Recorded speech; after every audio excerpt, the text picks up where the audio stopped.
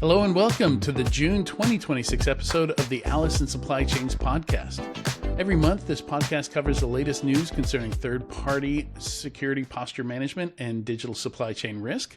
We pick a few of the industry's most interesting stories and discuss them. This podcast accompanies the very popular Alice in Supply Chains newsletter, which covers a lot more ground.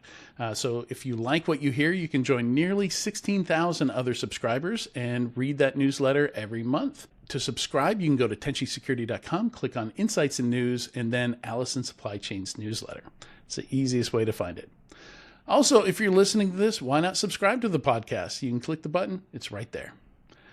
All right, let's get the show started. I'm your host, Adrian Sanabria, founder of the Defenders Initiative, and joining me is Alexandre Sieira, the CTO and co-founder of Tenchi Security. How are you doing?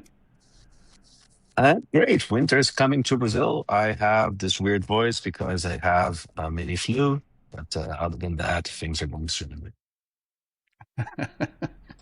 All right. It's still a strange concept to me that your winter comes when our summer begins.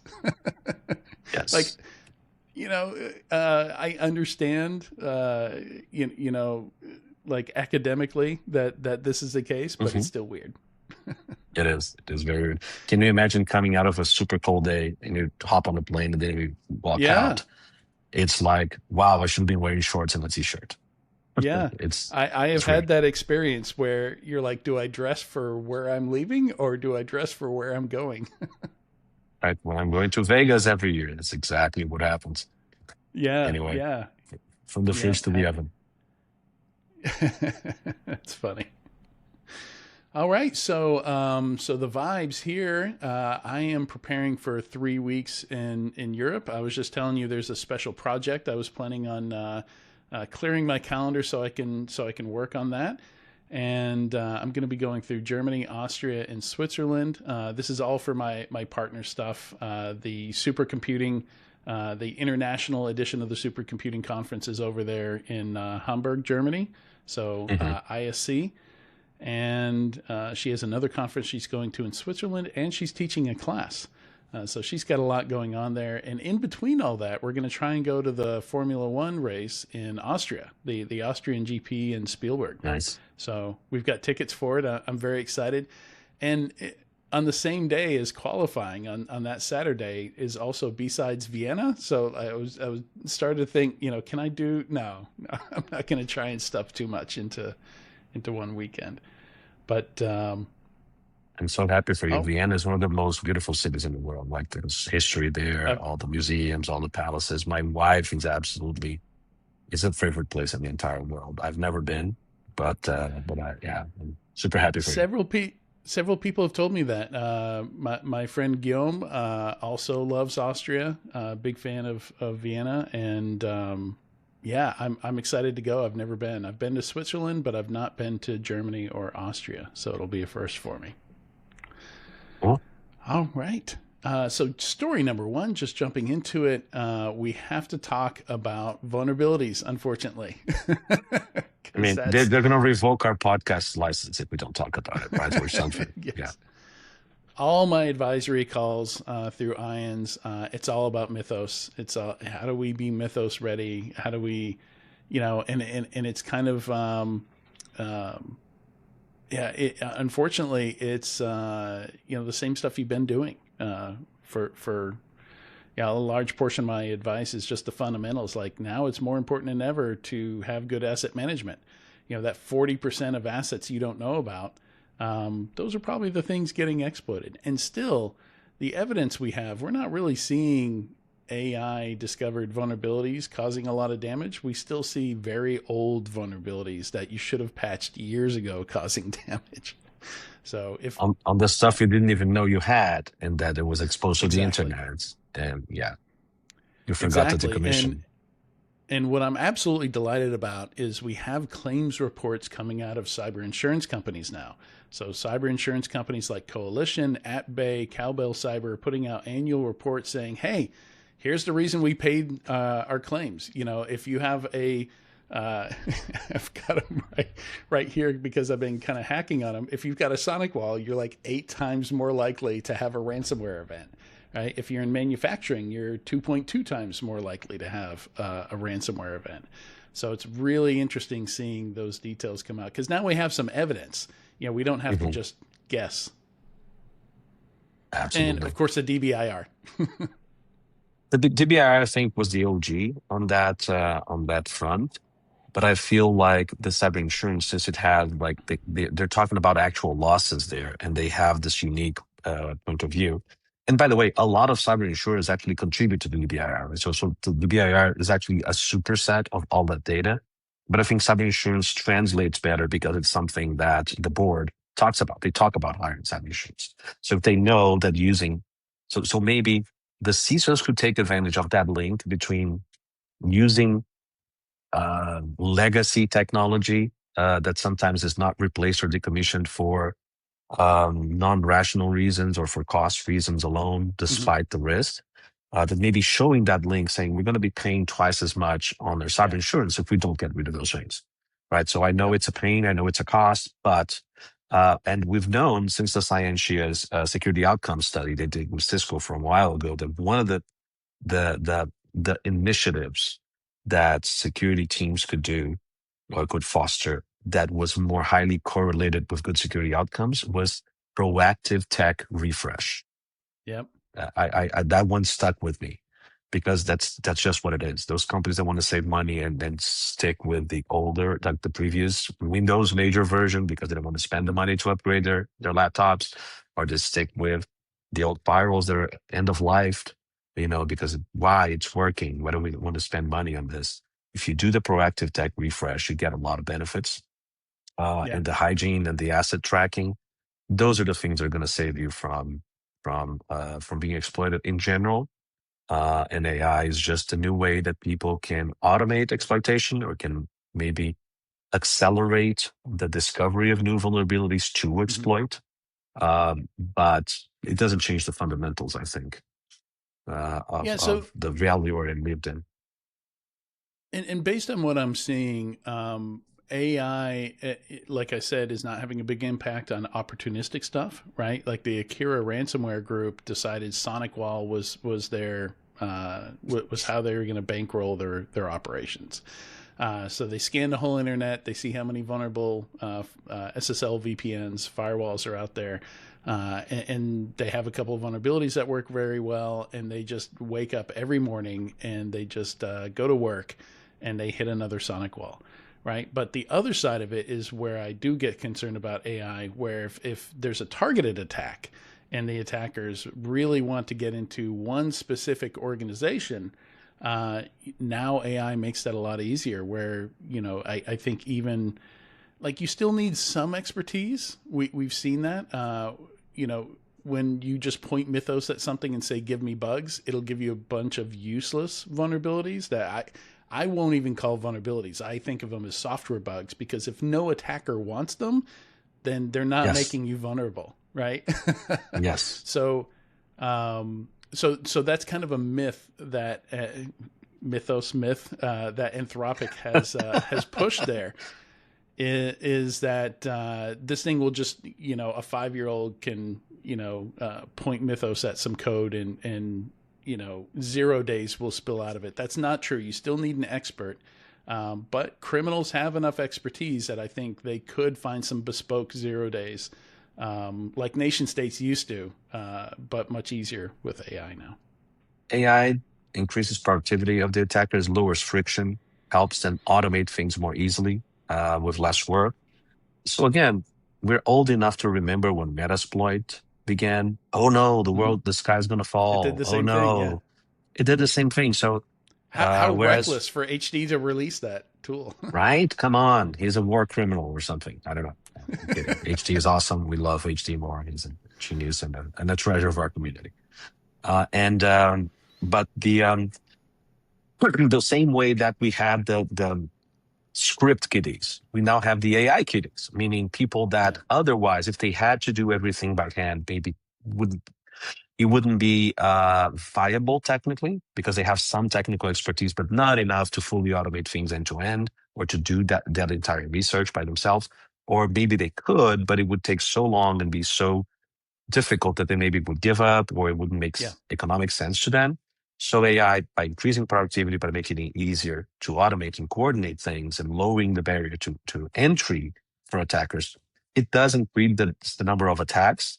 But the thing that was said is, oh no, now this is fully automated, no humans are needed. This increases the number of attacks to infinite proportions or to exponential proportions, or this will enable completely novel vulnerabilities that are world shattering to appear. None of those things have come to pass. So it's not nothing. It does increase the threat, but it's not, oh, this is too dangerous to release. It is overhyped for sure. It is overhyped. But I want to share something about the hype that I've been talking to customers, and I love Jerry Bell. Jerry Bell, the former CISO of IBM Cloud, and he has the Defensive Security podcast with Andrew Callett, and I'm a regular listener. I'm a fan. And runs infosec .exchange. The Mastodon. Yeah, the Mastodon instance, which is my main social media these days, outside of the hellscape of LinkedIn, which I'm forced to navigate for professional reasons. But Jerry Bell said something that I found super interesting. Like, I was thinking, why aren't CISOs pushing back? Why aren't CISOs saying this is hype? Like, this is exaggerated. Then he said something, because he thinks from a CISO perspective, right? And very naturally, he said, it should be considered malpractice for a CISO to waste this opportunity. For the first time in maybe 10 years, boards are concerned about vulnerability management, right? So to not go along with this and use this opportunity to fix the huge backlog of security vulnerabilities you had already found with your traditional vulnerability scanning tools, and say, oh, no, Mythos found those. Like, it would be insanity for a CISO not to embrace that and get the prioritization. And I kid you not, I've had large global companies have their CISO send an edict from on high saying, for this entire month, no one works on anything except fixing vulnerabilities. Right? We stop all new features. We stop all projects. Everyone, because of Mythos, everyone stop and fix security things. It's a gift, right? It's a shame this doesn't happen a month out of every year or something. Yeah. But this is kind of the lie that no one pushed back on because it was too convenient. So again, genius marketing move by Anthropic. Yeah. And that absolutely, that's the same thing I've been saying as well to folks is like, this is an opportunity to get some things done. And beyond patching, one of the things that's become clear is AI makes it, if it's a vulnerability that's exploitable, that's useful, we have to assume that an exploit will be produced the same day that the patch is released. Because AI can take a patch, reverse it, and turn it into an exploit fairly reliably. Again, if it's something that's produces a useful exploit. So some of the other things we're recommending are hardening. Like when I advise with companies, I think the average company out there, conservatively, 40% of their software could just be deleted, just be uninstalled from systems. Like, I'm talking laptops, servers, your containers, stuff you have in the cloud. People are just rolling with default operating systems and the services that are running by default. And again, like nothing I'm recommending is easy, right? Figuring out which software is used, which software is not used. There are tools for that for containers that are convenient to use. But not so much on Windows, Mac OS. When was the last time Notepad++ was run on this developer's laptop, right?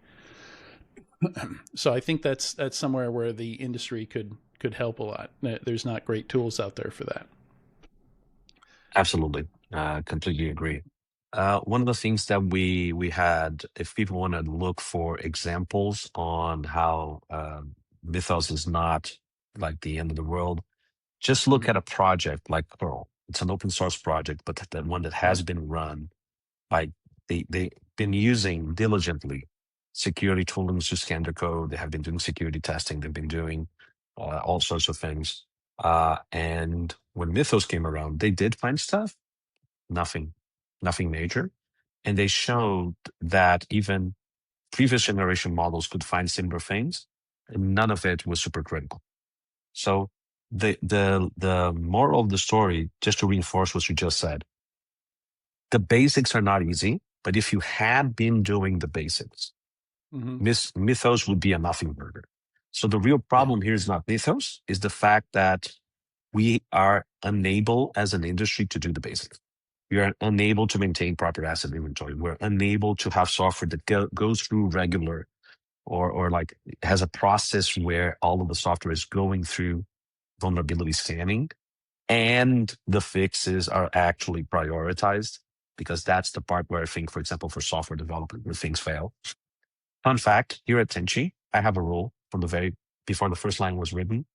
As a CTO, I said, if we ever find a customer visible bug, stop everything, stop working on new features, go and fix that. And if you find a security vulnerability, even more so. Like if we ever find a security problem, if it's a minor one, stop everything. No new features get shipped until we fix it. That's the first thing everyone's going to work on.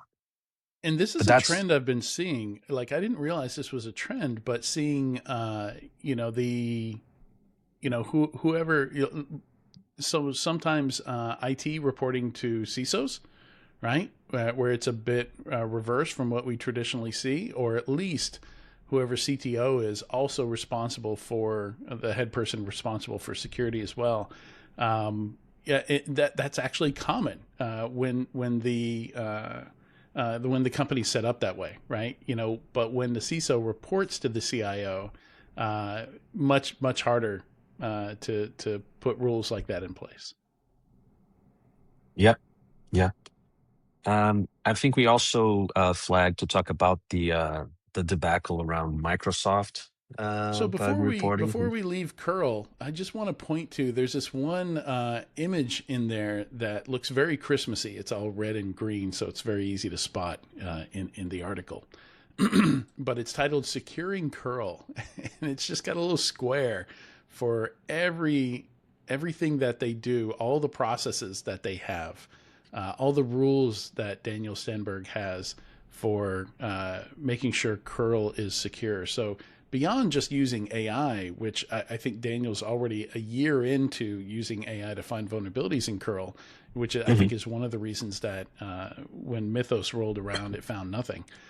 Like this is a lot of stuff. This is actually a pretty decent checklist, I think. If you want to secure a code base, he put together a great list of stuff in this one image.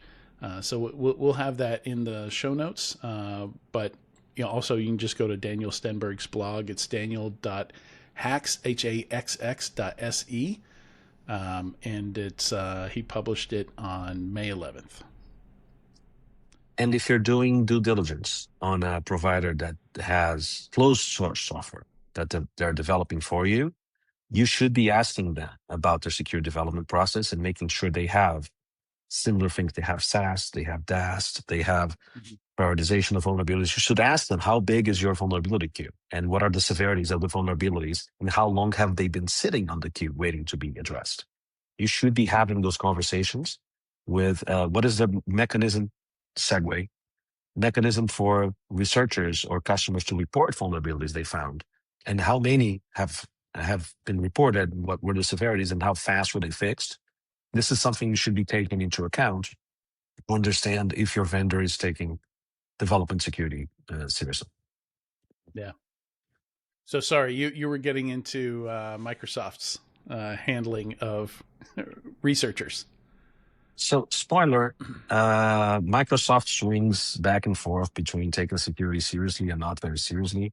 It's very hard for a near monopoly to take anything seriously but, optimizing their margins and their profits. So, what happened was they pissed off, there's no other way to put it, a security researcher. I forget the handle they use, midnight something. Anyway. Nightmare Eclipse is the name of the Nightmare Eclipse. And this person, apparently, so Microsoft does have the Microsoft Research Center, MSRC, and they have a bug bounty program where legitimately, which is a good thing. Like every large company should have that. And they, in paper, they accept submissions from researchers, they vet them, and if they are correct, they will attribute a CVE to any vulnerabilities found. They will give that researcher credit, and they will pay the researcher according to how severe the vulnerabilities are. This one researcher says Microsoft like double timed me. They I submitted valid bugs. They said they were not really bugs or vulnerabilities, and then they silently fixed them without assigning a CV, without giving me credit, without paying me for it, which is really, really shady behavior. Yeah. And then they said, you know what? If you don't incentivize me to do this the proper way, now I'm going to be motivated by rage. So they are on the very next day after Microsoft releases their patch Tuesday, they are publishing, they're doing full disclosure. They're publishing 0 days, like vulnerabilities that, well, not necessarily 0 days until they get exploited, but they're publishing vulnerabilities directly, like full disclosure to the entire world, explaining exactly how they work, how to exploit them. And they have published a lot of super interesting vulnerabilities. Many of those are local privilege escalations, but they had a BitLocker bypass, which was super interesting. Yeah. Like the protection Yellow you have key, for I think. yeah. So that was pretty interesting because every organization out there depends on BitLocker working to, if someone misplaces or steals the laptop to make sure the Mm-hmm. data cannot be accessed by the thief. Well, think again. Yeah. And then you think, okay, this is an isolated case, this person is unstable, etc. Then Microsoft, not content to having screwed up with this person once, puts out this very angry blog post with the kind of behavior we didn't expect companies to have anymore after the big disclosure wars of 10 Yeah. years ago, where they say this is criminal behavior. Hint, it's not. Just doing vulnerability research is not criminal behavior unless you intentionally either exploit that yourself or share that with someone that you know has the intention of committing criminal acts with that information. So they're wrong, but they said it is, and they said we're going to pursue like litigation against those people. So literally the opposite of you should do if you want to have a good relationship with security researchers. And then researchers came out of the woodwork to say, this just didn't happen to this guy. It happened to me as well. Microsoft Yeah. completely patched silently, didn't tell anyone this was a critical bug, but it was, didn't pay me anything. I'd stopped sharing vulnerability data with Microsoft. This is Microsoft being really, really intent on trying to sweep problems under the rug, pretend their products are less insecure than they Yeah. actually are, burning bridges with the security community. This makes everyone less secure, especially Yeah. Microsoft customers. Talk about a regression. Yeah. This is, and this actor, Nightmare Eclipse, is also inspiring others to go full disclosure, right? Like we've seen several other researchers say, after reading about this experience, I don't even want to deal with it. I'm just gonna full disclosure, just publicly release the bugs that I have. So yeah, it's they've got some work to do to claw back from this, and they've started to already. They released a blog the other day, where they said, "Well, we're not going to sue anybody." So they're actively walking it back right now. But I think a lot of damage is already done. Nightmare Eclipse says that they have another big release for like June 12th.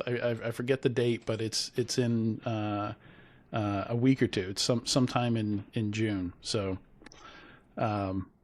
it's not over. It's not over yet.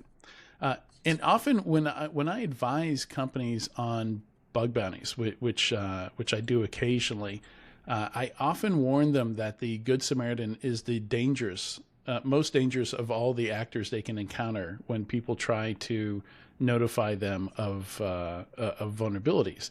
If you have, and everybody should have a vulnerability disclosure policy, should make it easy for someone to report a vulnerability to them.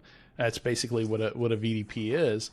And the most important thing that I emphasize over and over in these advisory calls is you have to communicate. You have to close the loop Yes, with these people, because the Good Samaritan will not let go they will until not. it's fixed. Yes. And they will do They're too, full disclosure if you don't respond to them because they yeah, want this to see the light of day. Yeah. And you need to treat them with respect. Again, hold back your judgment, but treat them with respect and follow through on your promises. You don't have to promise anyone anything, but whatever you do mm-hmm. promise, follow through on it. Right. Yeah, So exactly. anyway, so All for right, TPCRM teams, by the way, you can check that. Does my vendor have a vulnerability disclosure policy? Is it easy to mm-hmm. report vulnerabilities? And if a vendor is known to have bad behavior like Microsoft has had, they need to be punished somehow. Like I Mm-hmm. would say this should count against. Microsoft is a near monopoly, so anything, there's not a lot of flexibility. People are not going to move away from Microsoft 365 in droves, immediately. Well, But yeah, But in the situations where you do have a choice, there's a lot of categories Microsoft plays in where they're not a monopoly, they're not the leader. You might want to make a point of saying, you guys don't support the security community, so I'm going with someone else. Right? yeah, Tell that to your salesperson. That's where it's going to hurt them in the top line. yeah. So, also, I wanted to touch on, kudos to the record for catching this. I didn't see anybody else report on this. Well, and also your folks for gathering it into the newsletter in the first place. But this is from Alexander Martin at the Record, and I do remember looking into this incident where Luxembourg, like a large portion of the country, went down. Because their main telecom is also the postal service and also runs like the electric utility. Uh, this one organization has some serious concentration risk. Like Luxembourg is probably not a large enough company for this to be separate companies or organizations, but it all got hit at once. And it turned out it was a 0-day in Huawei network gear, and that vulnerability didn't get a CVE. So I have actively been looking for, because you get folks like Brian Martin saying, hey, like CVE is incomplete. There's all these other vulnerabilities out there, that people need to be aware of. So I've been looking for examples of, like how often does it happen? Do we see a serious vulnerability that causes damage and didn't make its way into the NVD, the U.S. vulnerability database, and didn't receive a CVE? And here we have an example. Do we maybe want to ensure their contractual clauses with all of our software and hardware vendors saying all their vulnerabilities have to be reported to CVE and NVD? Something to consider. I'm not sure how many contracts have that clause in it. Yeah. So before we started recording, we were talking about vulnerability prioritization, and CVSS is one of the primary things there. EPSS is also common. Both of those require a CVE to exist. Yes. So if your vulnerability management program is reliant on that, and there are serious vulnerabilities out there that aren't going to show up, that don't have a CVE, then you've got a gap in your vulnerability management program that you're going to have to address. That's a great Certainly point. certainly for I think this impacts folks outside the U.S. a lot more, because if Huawei's banned in the U.S. and CVE and NVD is U.S. based, what do we care, right? Like if it doesn't have a CVE, so I would hope that the new European equivalent of NVD, and I did not check. China has their own vulnerability database. I didn't check to see if this vulnerability was in either of those, but hopefully it is. But regardless of the product being banned, I'm assuming you could still report that CV, and NVD Oh, would and probably the accept product that is still submission. here, banned or not. It did Exactly, not get fully taken because out it's of U.S. still systems. There's still a lot of Huawei here. it impacts the security of American companies directly because they still have Huawei here, and indirectly because they might have vendors in other geographies Exactly. or sales Multinational channels in corporations. other geographies that have this devices. So their vulnerability management program should be aware of this. This episode is brought to you by Zanshin, a SaaS solution for third-party cyber risk management. Questionnaires and PDFs slow you down, and they can be hard to trust. Zanshin validates posture with hybrid visibility, outside-in monitoring, plus inside-out authorized read-only checks. Because testing is automated, you cover more of what matters. You get over 3 times more automated coverage of CIS controls. 64% coverage versus 20% with traditional security rating solutions. And you get an explainable A to F score based on open issues and how long they remain unresolved. Visit tenchisecurity.com to schedule a demo. All right, moving on to our next story. We're finally seeing some moves by Microsoft, which owns GitHub, which owns NPM, to make NPM more secure and less likely for the shy haloods and all these other malware attacks and backdoor attacks and things that we've seen in NPM. So finally. Yeah, they've launched a few features on NPM. So if you're not familiar with NPM is the repository for packages or libraries on the JavaScript ecosystem, or de facto standard. So any company that has like a web interface, and most that have APIs, they're using Node.js or things like that on their backend, are using NPM and the packages published there, and things like Shivalud or Mini Shivalud and the TPCP campaigns have been exploiting, like worming through those packages and adding malicious code to those packages, so that when people build their applications or when they run on pipelines or when developers test and develop locally, they're getting access to credentials that allow them to see source code of companies and access their GitHub environments or their whatever environments that they use for development, but also sometimes production environments, because it's not unheard for developers to have access to actual infrastructure as well, even though they shouldn't. Or for pipelines, that's much more common for pipelines to have access to infrastructure, and then the worm can steal that. So essentially, what NPM did is they're continuing to build on their trusted publishing infrastructure. So what they already had was the capability for you to no longer need long-lived credentials on your pipelines to push new versions of your package to NPM. They're using ephemeral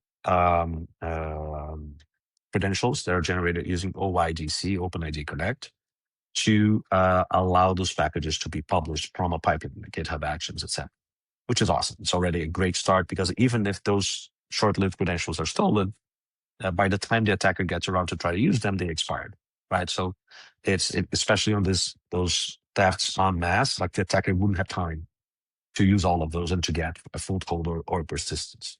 But they now did something even better. They went one step ahead, further, I would say, and said, you now can configure that your package, when you are publishing through a CI/CD pipeline, because the problem is that even though the credentials are short-lived, if the attacker uses them immediately, they can still get away with it. They can steal those short-lived credentials and use them. So ideally, you would need to require something like 2FA. But if you require 2FA, now, wait, you need to have a human in the loop all the time, so the pipeline doesn't work. How does that work? It's impossible to do. So they found a solution. And the solution was, your pipeline can be now configured to say it's going to use short-lived credentials, but it cannot actually publish the package all the way. It can upload it to NPM on a staging state. And then this last part of actually saying, okay, now this is accepted and it's going to be downloadable on NPM by the users of the package, it becomes a new version. That step, you can configure it to be mandatory for a human that 2FA'd to do that promotion to production. So you could have the pipeline, you could churn up 1,000 versions to staging as you're testing things and fixing things. But then, okay, now this is done. The human goes in with 2FA and says, okay, promote to production. So you can have the best of both worlds. So this is awesome. This is a great change. Problem is, it's opt-in. You still need to do something.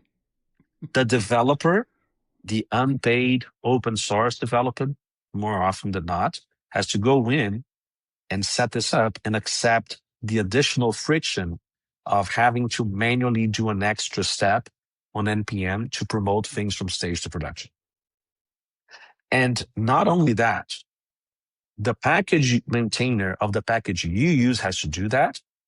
And for this to be truly secure, every sub-dependency, the entire dependency tree, because your package depends on 10 other packages, and each of those 10 other packages depends on who knows how many. Yeah. There's this huge tree of indirect dependencies. For you to be sure that all of those packages have gone through this process, which is what you want, all of them would need to do that. So this is a step in the right directions. You can check this because it's the maintainers can now, if it's an open source package, they can add what's called a package provenance description there. So you can check on NPM if that package did that. So you could also recursively go through the dependencies to check if they also have provenance.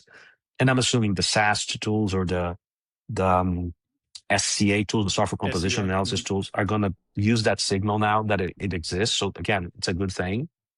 But until we fix the incentives for people to actually enable this, I don't know, does it become mandatory if your package has over X downloads per day, or if your package is a dependency of a package that has more than X downloads per day? I'm just spitballing here. I have no idea. And maybe this creates all sorts of perverse incentives.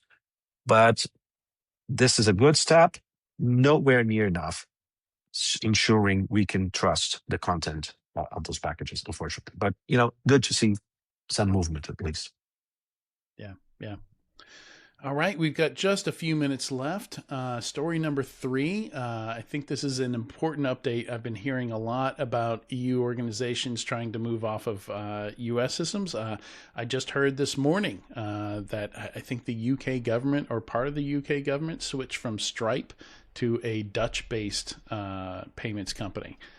So Stripe is one of those, and one of the themes we see here is that the EU equivalents don't have as many features, making it difficult to go to the EU version of something. But in this case, in this story I heard this morning, it was actually the opposite. The Dutch, because it was an EU based organization, had some additional options that you only have in the EU to do payments from directly from your bank, that sort of thing, that Stripe did not have enabled because it's more of a U.S. focused company. So we've got several stories here that kind of weave in this general sovereignty, digital sovereignty, reducing dependence on third parties in the U.S. Stories here. The first one is a Dutch entrepreneur that made a concerted effort to move as much of his company as possible from U.S. to Europe. He didn't succeed with everything. He's got a nice post on his website, Monokai, MONOKAI.com, where he goes through each one, like what he moved it from, what he moved it to, how difficult it was. He says most of them was an afternoon. There were a few that took more effort, but like he moved his password management and email to Proton Mail. That's pretty easy, but then he also moved his object storage, moved to Scaleway, which I hadn't heard of before. But a lot of these providers are very specifically S3 compatible, to where you can just run basically a single script and move all your stuff and without breaking too much in your applications. But a very interesting read. Yeah, I think he had a couple exceptions here. Payments was one. He's still on Stripe, but he's planning to move to Mali. I think this might be the same Dutch payment processor that I was referencing. Cloudflare, just too many features Cloudflare has that nobody else has, so he's stuck there for now. And then AI code assistance. He moved from OpenAI to Claude Code, but still not off U.S. companies there. Looking at using Quen, which is Alibaba's frontier models. And then Git version control. GitLab and GitHub, he was not able to get off of, but everything else he was able to move, it looks like. I think this is a good thing. I think we need more competition. And the more that we have competitors that are benefiting from the fact that they have um, like privacy focused controls and sovereignty based controls, I think it's a good thing. And it brings more options. The story is super interesting to read, but and depending on who you are, again, if you're government, if you are defense industry in Europe, this is a big imperative. If you're otherwise another business, this is an option you have. This is not something that is an imperative. It kind of depends on how sensitive. Again, your mileage may vary. Um, and Heisenberg's story, the last name of the entrepreneur here, is super interesting because I did some digging. Right? So, for example, he says, my focus here is on moving to companies where the company is headquartered in Europe and has a strong tie to European legislation. But if you look at their third parties, if you look at their sub-processors list on their privacy policies, like so, for example, he migrated some of these OpenAI users to Mistral. That company lists Microsoft and Google as their sub-processor because they're probably using cloud infrastructure from those companies. So he said, I want to move away from the hyperscalers in the US. I'm not sure he did because the data he's providing to Mistral is going straight back to Microsoft and Google. It depends on what data he's sharing because, for example, when he talks about Cloudflare, I think he made a very conscious risk-based decision. He said, I only use Cloudflare to cache public content, like a straight up CDN that doesn't do SSL decryption. So it's not seeing any sensitive data. So I'm fine with having it in the US, right? So that, like, I applaud that. That's a risk-based decision. That's awesome. He uses Letterman, his Twilio substitute for sending emails. So depending on what's on those emails, if they have password reset emails and things like that, that could be dangerous. That company uses Slack, GitHub, Stripe, and Aikido security. Security tools, as we know, probably have a lot of access into their environments. So again, how decoupled is he really? So this is hard, right? So, but at the very least, my point here is, if you are needing to have that conversation, make sure you don't look just at your direct third parties, but at their third parties, their sub-processors, to understand where your sensitive data is going, because it might end up going to the US anyways, depending on who their sub-processors are. So take that into account. I just want to make the point, I've seen a lot of comments online that, for example, AWS launched their sovereign cloud, AWS sovereign cloud. Again, if it's still owned by a US corporation, the US Cloud Act still applies. So it makes it easier on a doomsday scenario for the EU operation to break off from the US one because they have some independence teams and infrastructure, access to code, blah, blah, blah. But that's like the nuclear option, right? In day-to-day operations, if you're concerned about the US overreaching, acting irrationally, punishing people for sanctions, they're still going to be able to do that on something that is similar to the AWS sovereign cloud. And that's the whole point of this. When the US was expected to act rationally, reasonably, follow the rule of law, right? This was not an issue. This is an issue because that assumption has changed.